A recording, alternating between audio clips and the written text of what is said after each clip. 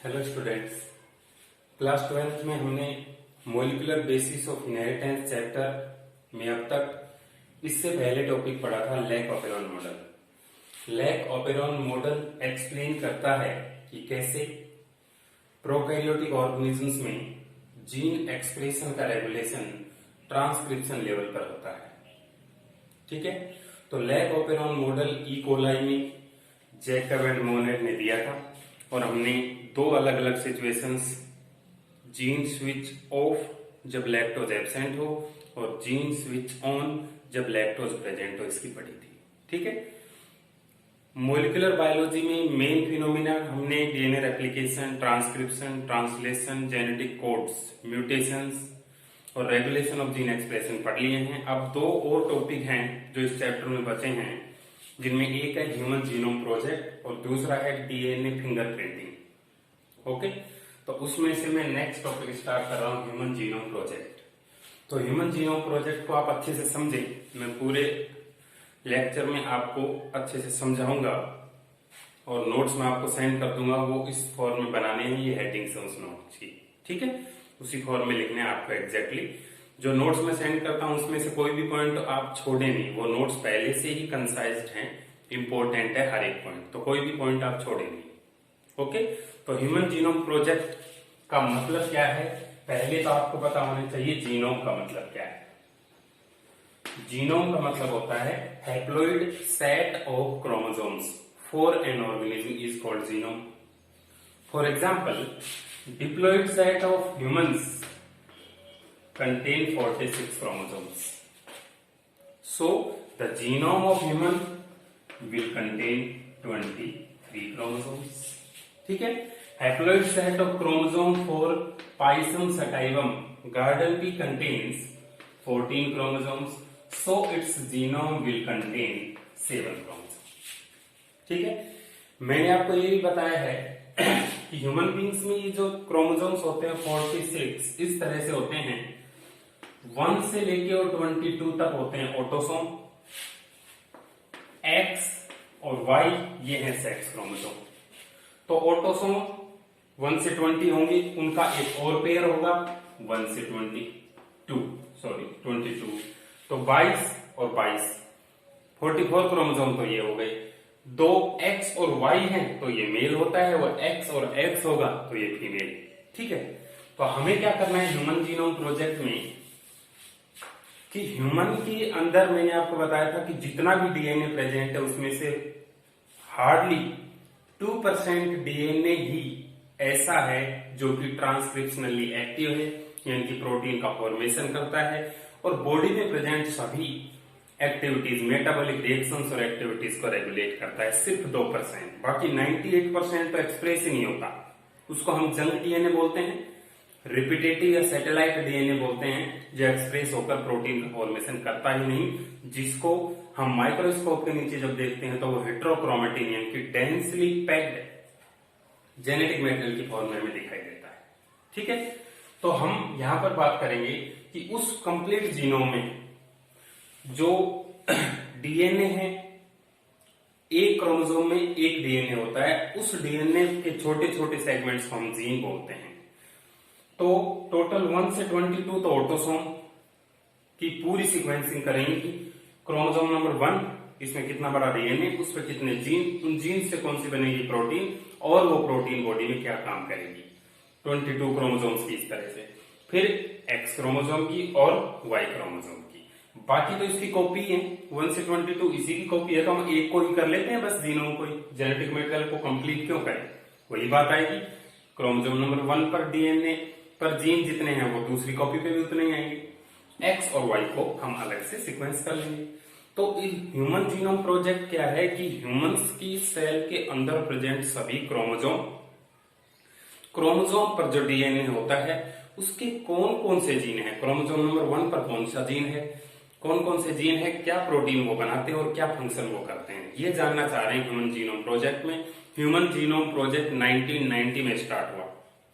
Large number of scientist involve हुए और बहुत ज्यादा मनी उसमें रिक्वायर्ड था, लगभग $9 बिलियन रुपीज 1990 से लेके 2003 तक ये प्रोजेक्ट चला, उसमें इतने रुपए खर्च हो गए और बहुत ज्यादा साइंटिस्ट लगे हुए थे। इसलिए ह्यूमन जीनोम प्रोजेक्ट को हम मेगा प्रोजेक्ट भी कहते हैं। इसके दो कारण क्या हैं?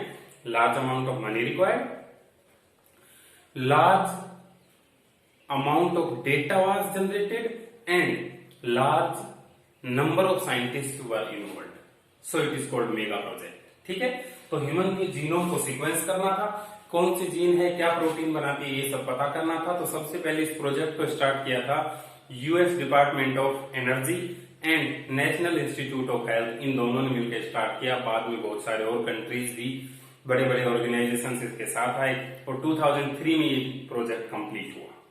ठीक है, तो इस प्रोजेक्ट के बारे में जानेंगे कि क्या क्या चीजें हैं। गोल्स का मतलब इस प्रोजेक्ट को करके हम क्या करना चाहते थे?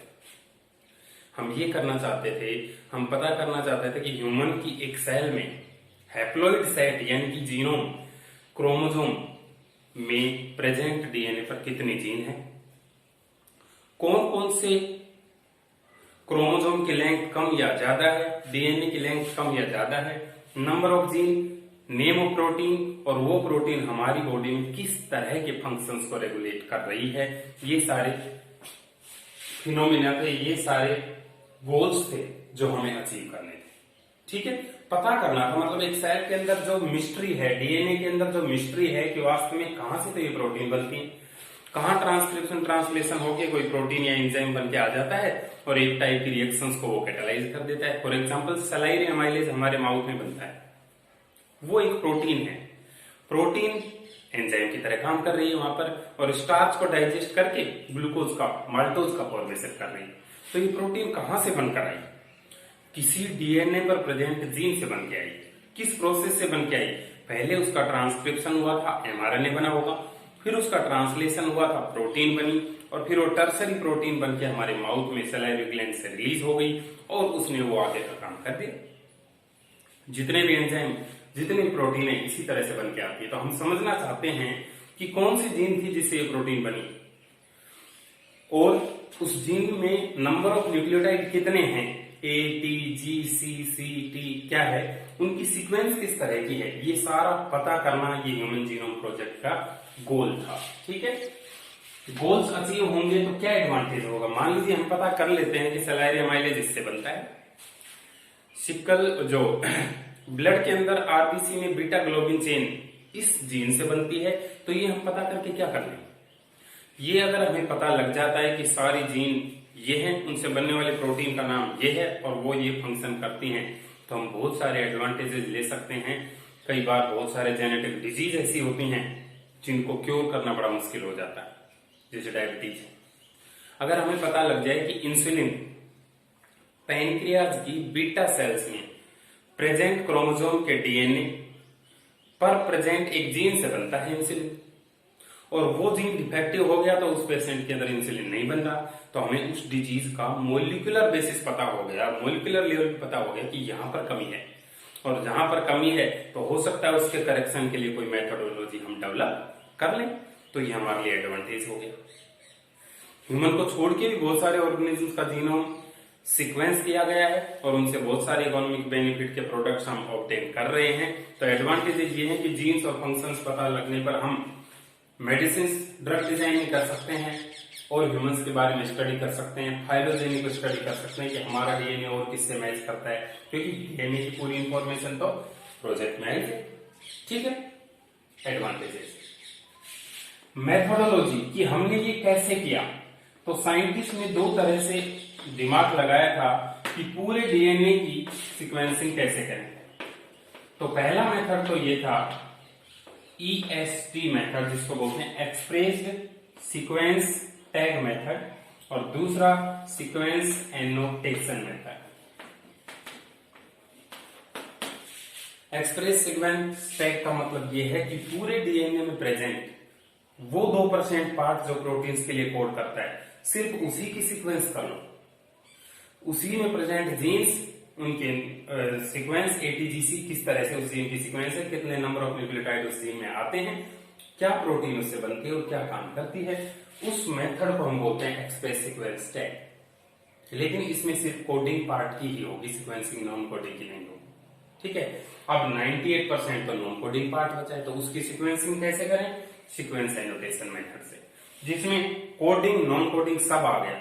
इसलिए इस मेथड को प्रायोरिटी नहीं देकर इसको प्रायोरिटी दी गई कि चलो हमें कोडिंग ही नहीं नॉन कोडिंग को भी जरूरी है। क्यों? हो सकता है 1% जो एक इंडिविजुअल है उसमें 2% डीएनए ये वाला एक्सप्रेस हो रहा है, बाकी ये साइलेंट है, तो इसकी तो हमने सीक्वेंसिंग कर दी। किसी और इंडिविजुअल में ये वाला साइलेंट है और इस तरफ वाला जो डीएनए है उससे प्रोटीन बन रही है, तो उसकी सीक्वेंसिंग कैसे होगी? तो पर्पस क्या था सीक्वेंस एनोटेशन मेथड का कि कंप्लीट कोडिंग और नॉन कोडिंग पूरे ही जीन की सीक्वेंसिंग कर लो, उनसे क्या प्रोटीन बनती है वो पता कर लें और क्या फंक्शन करते हैं वो पता कर लें। तो इसमें क्या मेथड था, क्या सीक्वेंस एनोटेशन में स्टेप थी? सबसे पहले आइसोलेशन ऑफ डीएनए, डीएनए को आइसोलेट किया गया, टेस्ट ट्यूब किया था, ठीक है। अब डीएनए इतने लंबे डीएनए को एक साथ सीक्वेंसिंग करने में प्रॉब्लम थी, तो हमें उसको टुकड़ों में काटना था। दूसरे जो स्टेप है रेस्ट्रिक्शन डाइजेशन। रेस्ट्रिक्शन डाइजेशन का मतलब है डीएनए के टुकड़े टुकड़े करना by using enzyme restriction endonuclease. ये ऐसे एंजाइम होते हैं जो डीएनए के छोटे छोटे टुकड़े बना देते हैं। हर टुकड़े को पढ़ना आसान है और फिर उन टुकड़ों की सीक्वेंसिंग करके कि उनकी ये प्रोटीन बनती है और बॉडी में ये फंक्शन है, ठीक है, कर लिया। दूसरी स्टेप हो गई। तीसरी ये है कि जब वो बन जाएं, वो टुकड़े बन जाएं, तो हमसे वो टुकड़े क्या इधर उधर मिसप्लेस भी हो सकते हैं और बार बार स्टडी करना पड़ सकता है एक ही टुकड़े को, तो बार बार हम डीएनए सेपरेट करके लाएं। इससे अच्छा क्या है, वो टुकड़ा जो हमारे पास है, वो जीन हमारे पास है, उसकी कॉपी बना ले बहुत सारी। तो मान लो एक बार यूज किया फेंक दिया, दूसरी बार उसी की कॉपी यूज की फेंक दी। तो कॉपी बनाने के लिए हम अगले चैप्टर बायोटेक्नोलॉजी में पढ़ेंगे, एक टेक्निक आती है पीसीआर, पॉलीमरेज चेन रिएक्शन, उसमें डीएनए की कॉपी बनती है, ठीक है। डीएनए की कॉपी बना लेंगे और सभी साइंटिस्ट जिनको जो जो टुकड़े डीएनए के मिले हैं वो सब सीक्वेंस कर देंगे। सीक्वेंस कर दी, बता दी कि मेरे में एटीजीसी इस तरह की सीक्वेंस है, दूसरे में इस तरह की, तीसरे में इस तरह की। और मोस्ट ऑफ द डीएनए हमारे क्रोमोसोम्स के अंदर रिपीटेटिव सीक्वेंस से भरा हुआ है। रिपीटेटिव मतलब जहां ए शुरू हो गया तो ए चल रहा है, जहां टी शुरू हो गया तो टी चल रहा है। तो 100 साइंटिस्ट को मान लीजिए 100 टुकड़े उस डीएनए के दे दिए, उन्होंने सीक्वेंस कर दिया और ओवरलैपिंग सीक्वेंसेस के बेसिस पे कि भाई मेरे जीन के एंड में टी बहुत ज्यादा आ रहे हैं, दूसरे साइंटिस्ट के जीन के शुरू में टी बहुत ज्यादा आ रहे हैं, इसका मतलब उसके बाद ये जीन थी उस क्रोमोसोम पर। ओवरलैपिंग सीक्वेंसेस के बेसिस पर उस क्रोमोसोम पर उन जीन्स की पोजीशन फिक्स कर देना। अब उस क्रोमोसोम की पूरी इंफॉर्मेशन हमारे पास आ गई कि इस पर इतने जीन है, इस जीन की ये सीक्वेंस, इस जीन की ये सीक्वेंस, ये जीन ये प्रोटीन को कोड करेगा और उस प्रोटीन का ये फंक्शन है, ये क्रोमोसोम हमारा सीक्वेंस हो गया, ठीक है। तो ये मेथड है। तो क्या स्टेप है, फिर से सुनो। Isolation of DNA, restriction digestion और cutting of DNA into fragments, making copies of DNA. Fourth, sequencing of DNA, जो मेथड दिया था फ्रेडरिक सेंगर ने उस हिसाब से sequencing. Arrangement of genes on the basis of overlapping sequences, ये है सीक्वेंस एनोटेशन मेथड, ठीक है। इससे हम कर लेंगे। आया यहां तक का समझ में? देखिए एक बार,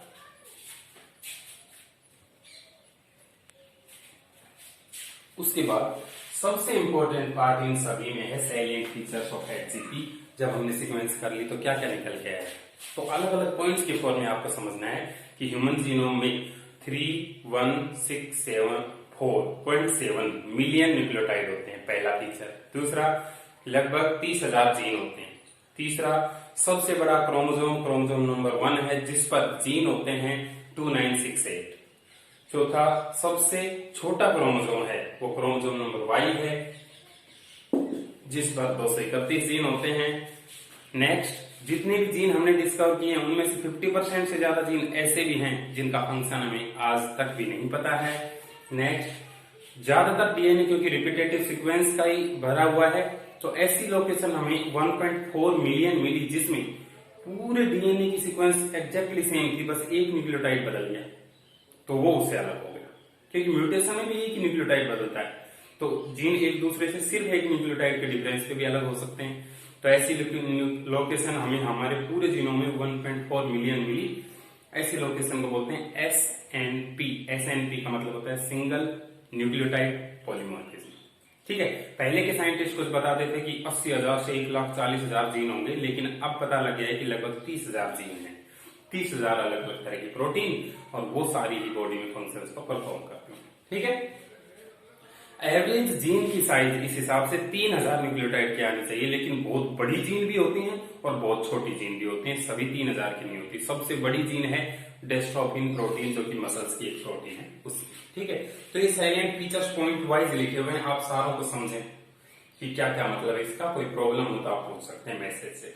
ठीक है, उसके बाद एप्लीकेशंस, भाई क्या क्या एप्लीकेशन होंगी, हम बहुत सारे जेनेटिक डिजीजेज को ट्रीट कर पाएंगे, है ना। तो ह्यूमंस के बारे में डीएनए, उसकी प्रोटीन, ये सारी इंफॉर्मेशन जब हमारे पास आ जाएंगी तो मेडिकल साइंस में एक एडवांसमेंट आ जाएगा। ऐसी डिजीजेज जो आजकल की और नहीं हो रही, उनका भी ट्रीटमेंट आ जाएगा। कुछ ऐसे डिजीज हम बायोटेक्नोलॉजी में पढ़ेंगे जो जीन्स को करेक्ट करके बनाई जा रही है, कि उस जीन में डिफेक्ट आ गया, हमें पता लग जाएगा तुरंत, क्योंकि सभी जीन्स के बारे में तो हमने लिस्ट बना ली कि ये जीन, ये प्रोटीन और ये फंक्शन। ठीक है, तो इस तरह से हमने एप्लीकेशन इसकी है। तो आप सबसे मेन फोकस तो साइलेंट फीचर्स पर दें।